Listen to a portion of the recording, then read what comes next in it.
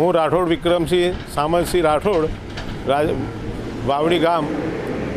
હું ભાજપ સરકારનો વિરોધ કરતો નથી અને અમે ભાજપ સાથે જ છીએ, પરંતુ રૂપાલા સાહેબે જે રાજપૂતો વિશે ખોટી ટિપ્પણી કરી બહેનો દીકરીઓ સાથે એ તદ્દન ખોટી છે।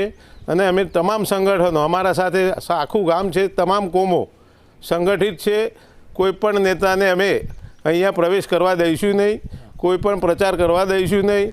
અને જો ભાજપ નરેન્દ્ર મોદી સાહેબ જો આ ટિકિટ નહીં કાપે તો ભાજપને આ ભોગવવાનો વારો આવશે। અને એક એ માનતા હોય કે 5 લાખની લેડ લઈશું એ પણ ભૂલી જવાનું। અમારા વિરોધમાં આવશો તો ચાલશે નહીં।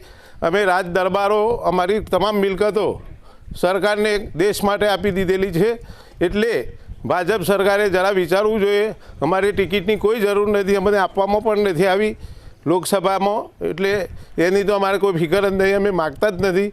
પણ અમને જે રૂપાલા સાહેબે જે ખોટી ટિપ્પણી કરી છે એના વિરોધમાં જ અમે છીએ, એટલે એ ચાલશે જ નહીં।